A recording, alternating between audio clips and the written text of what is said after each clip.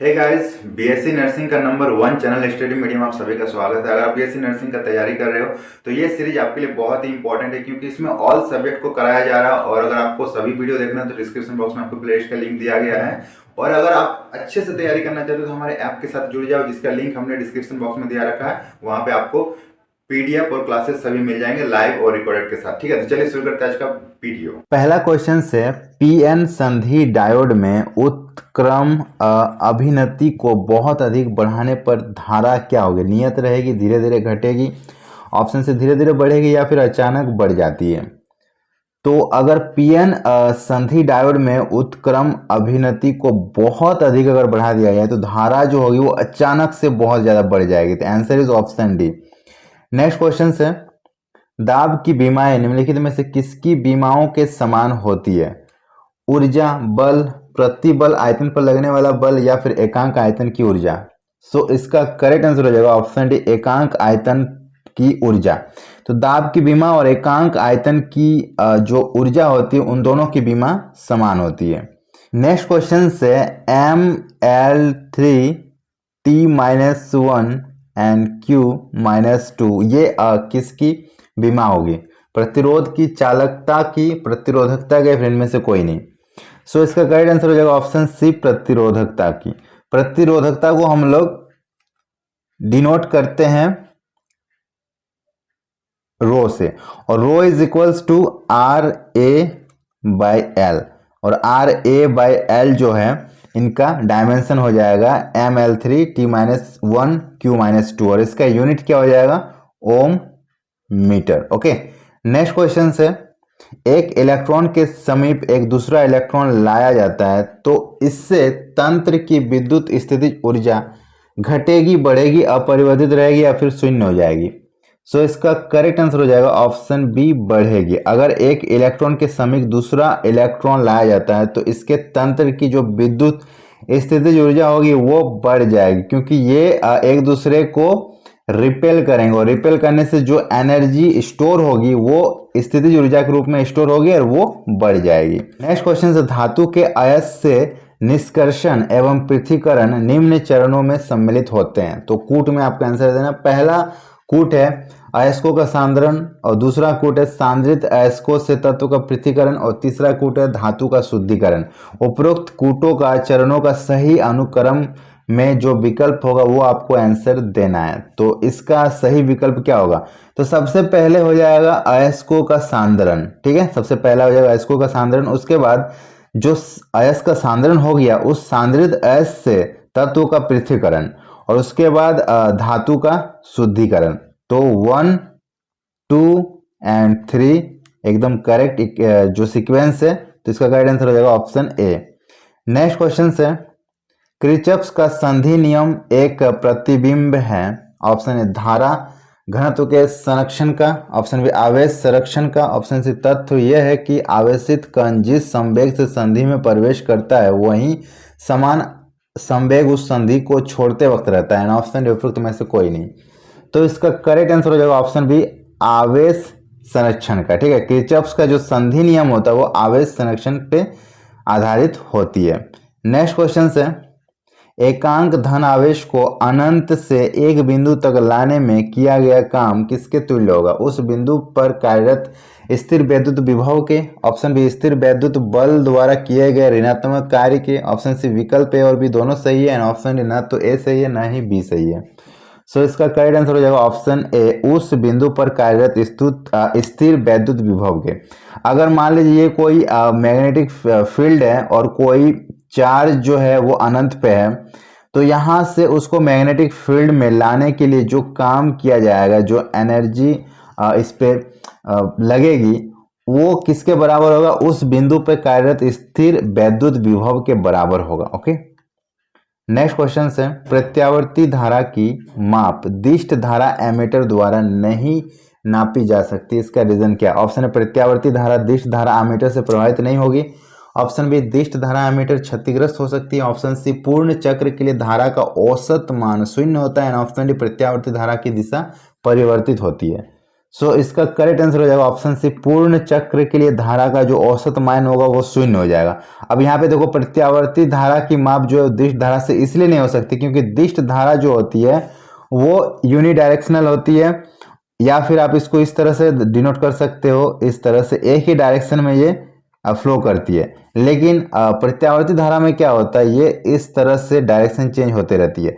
अब यहाँ पे देखो यहाँ से पॉइंट यहाँ तक जो भी इसका मैग्नीट्यूड आया वो आगे जाके जब डायरेक्शन चेंज होगा यहाँ से यहाँ तक पहुंचेगा तो वो मैग्नीट्यूड क्या हो जाएगा, इक्वल सम हो जाएगा, मतलब जीरो हो जाएगा। यहाँ पे देखो अगर ये मैग्नीट्यूड ए है तो इसका मैग्नीट्यूड क्या हो जाएगा, माइनस ए, ये माइनस ए होगा क्योंकि डायरेक्शन चेंज है, मैग्नीट्यूड सेम है। तो ए प्लस माइनस ए, इसका रिजल्ट क्या हो जाएगा, जीरो। तो औसत मान जो हो जाएगा जीरो हो जाएगा। जीरो होने की वजह से एसी जो करंट है, एसी अल्टरनेटिव करंट है, इसको हम लोग डीसी एमीटर से नहीं माप सकते। नेक्स्ट क्वेश्चन है, ऊष्मा स्वतः ही कम ताप वाली वस्तु की ओर प्रभावित नहीं हो सकती, यह कथन किसका, ऊष्मा गतिकी के सेकंड लॉ, ऑप्शन बी संवेग संरक्षण नियम, ऑप्शन सी द्रव्यमान संरक्षण नियम, या ऑप्शन डी ऊष्मा गतिकी के प्रथम नियम। सो इसका करेक्ट आंसर हो जाएगा ऑप्शन ए, ऊष्मा गतिकी के सेकंड नियम। ऊष्मा गतिकी के जो सेकंड नियम है वो ये बोलता है कि ऊष्मा स्वतः कम ताप वाली वस्तु की ओर प्रभावित नहीं हो सकती, हमेशा अधिक ताप वाली वस्तु की ओर प्रभावित करेगी। ओके, नेक्स्ट क्वेश्चन पर बढ़ते हैं और नेक्स्ट क्वेश्चन से एक समतापीय प्रसार में ऑप्शन ए गैस की ऊर्जा आंतरिक ऊर्जा बढ़ेगी, ऑप्शन बी गैस की आंतरिक ऊर्जा घटेगी, ऑप्शन सी गैस की आंतरिक ऊर्जा अपरिवर्तित रहेगी, ऑप्शन डी गैस के अणुओं की औसत गतिज ऊर्जा बढ़ जाएगी। तो इसका करेक्ट आंसर हो जाएगा ऑप्शन सी, गैस की आंतरिक ऊर्जा अपरिवर्तित रहेगी। ठीक है, अगर यहाँ पे बोला गया है समतापीय प्रसार में, समतापीय प्रसार मीन्स क्या होता है, समतापीय प्रसार मीन्स होता है समान ताप में प्रसार। ठीक है, समान ताप में प्रसार। अब ताप में समान प्रसार होगा तो आंतरिक ऊर्जा में कोई भी चेंजेस नहीं आएगा, वो अपरिवर्तित रहेगी। तो आंसर इज ऑप्शन सी।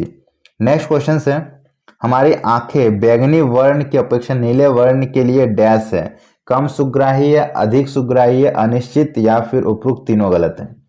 सो इसका करेक्ट आंसर हो जाएगा ऑप्शन बी, अधिक सुग्राही है।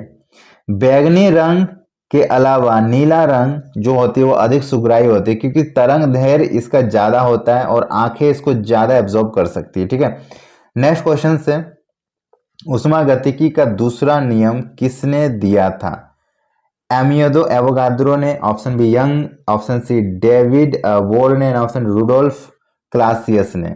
सो इसका करेक्ट आंसर हो जाएगा ऑप्शन डी, रुडोल्फ क्लासियस ने ऊष्मागतिकी का सेकेंड लॉ को प्रतिपादित किया था। नेक्स्ट क्वेश्चन से, लॉर्ड कैल्विन ने जूल के सहयोगी के रूप में कार्य करके किस नियम का प्रतिपादित किया था, ऑप्शन ए जूल थॉमसन प्रभाव, ऑप्शन बी विनाशी व्यतिकरण, ऑप्शन सी डॉपलर प्रभाव, एंड ऑप्शन डी कनिका मॉडल।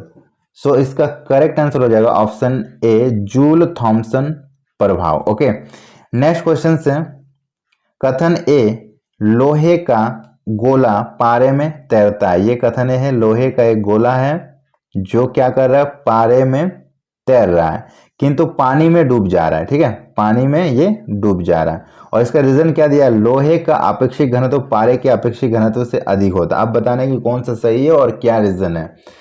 तो ऑप्शन ए दोनों सही है और रीजन आर एक की होती है, ऑप्शन बी दोनों ही सही है बट रीजन नहीं है, ऑप्शन सी दोनों गलत है, ए गलत है और आर सही है, ऑप्शन डी ए सही है आर गलत है। तो क्या हो जाएगा इसका करेक्ट आंसर, तो इसका करेक्ट आंसर हो जाएगा जो है ना रीजनेबल नहीं है और एक सही है एक गलत है। क्या है कि लोहे का गोला जो है ना पारे पे तैरती है पानी में डूब जाती है, बिल्कुल सही है। तो ए सही है किंतु आर गलत है। ठीक है, आर गलत है क्योंकि यहाँ पे लोहे का आपेक्षिक घनत्व तो पारे के आपेक्षिक घनत्व से अधिक नहीं है, पारा का अधिक है। जो जिस पे तैरता है उसका घनत्व कम होता है और जिस पे तैरता है उसका आपेक्षिक घनत्व ज्यादा होता है। तो यहाँ पे लोहा तैर रहा है तो लोहा का आपेक्षिक घनत्व कम होगा। ठीक है, चलो नेक्स्ट क्वेश्चन पर बढ़ते हैं और नेक्स्ट क्वेश्चन से है, किसी पदार्थ का ठोस अवस्था से वाष्प अवस्था में बिना द्रव अवस्था में गुजरे पहुंचना क्या कहलाता है, एथिफोन, एथिलीन, प्रदीप्ति काल या फिर ऊर्ध्वपातन।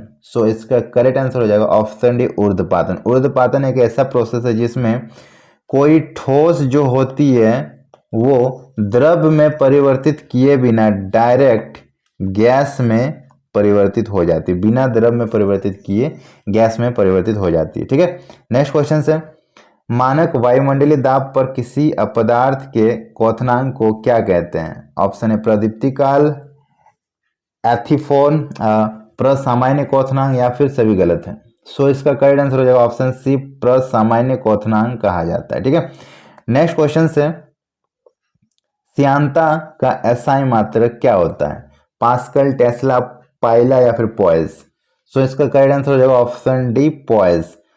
श्यानता विस्कोसिटी की जो यूनिट होती है वो पॉइज होती है। नेक्स्ट क्वेश्चन है, एकांक क्षेत्रफल पर लगने वाला प्रत्यानन बल को क्या कहते हैं? अब एकांक क्षेत्रफल पर जो प्रत्यानन बल लगता है उसे क्या कहते हैं? शुद्ध गतिकी, प्रतिबल, आवेश की ध्रुवता या फिर उपरोक्त तीनों गलत हैं। सो इसका करेक्ट आंसर हो जाएगा ऑप्शन बी, प्रतिबल। ठीक है, एकांक क्षेत्रफल पर जो प्रत्यानन बल लगेगा उसको प्रतिबल बोला जाएगा। प्रतिबल को हम लोग एफ डैश से भी डिनोट करते हैं। ठीक है, और इसका डायरेक्शन नॉर्मली बल के ऑपोजिट होता है। नेक्स्ट क्वेश्चन है, कैथोड किरणें हैं ऑप्शन ए इलेक्ट्रॉनों की धारा, ऑप्शन बी धनात्मक रूप से आवेशित कण की धारा, ऑप्शन सी अनावेशित कण की धारा एंड ऑप्शन डी विद्युत चुंबकीय तरंगे। तो कैथोड किरणें क्या होती है? कैथोड किरणें इलेक्ट्रॉनों की धारा होती है। ठीक है, कैथोड किरणों में वो इलेक्ट्रॉन की धारा होती है। यहाँ पे इलेक्ट्रॉन का धारा को कैथोड किरणों में दर्शाया जाता है। ठीक है, और एनोड जो होता है वो पॉजिटिव होता है। नेक्स्ट क्वेश्चन की ओर बढ़ते हैं, तापमान और दाब की समान स्थितियों के अंतर्गत सभी गैसों के समान आयतन में अणुओं की समान संख्या रहती है, यह नियम कहा जाता है? एवोगाद्रो का नियम, बॉयल्स का नियम, चार्ल्स का नियम या फिर गे-लुशैक का नियम? सो इसका करेक्ट आंसर हो जाएगा ऑप्शन है एवोगाद्रो का नियम। एवोगाद्रो का नियम क्या बोलता है कि तापमान और दाब की समान स्थिति मतलब नियत प्रेशर और टेम्परेचर के अंतर्गत सभी गैसों के समान आयतन में अणुओं की जो समान संख्या मौजूद होती है। ठीक है, ये होता है एवोगाद्रो का नियम। वीडियो अगर पसंद है तो लाइक कीजिएगा, सभी के साथ शेयर कीजिएगा और चैनल को सब्सक्राइब जरूर कीजिएगा। और तैयारी को अच्छे से करना है तो हमारे ऐप के साथ जुड़ जाइए, वहाँ पे आपको पेड कोर्स मिल जाएंगे, बहुत ही सस्ते में वो। और अगर पीडीएफ डाउनलोड करना है तो वो भी आपको ऐप में ही मिलेगा, बहुत ही शानदार 8000 क्वेश्चंस का पीडीएफ है। अगर वो भी पढ़ लेते हो तो एक भी क्वेश्चन नहीं छूटेगा, जिसका लिंक हमने डिस्क्रिप्शन बॉक्स में दे रखा है। और ये मिलते हैं नेक्स्ट वीडियो में, तब तक के लिए बाय बाय।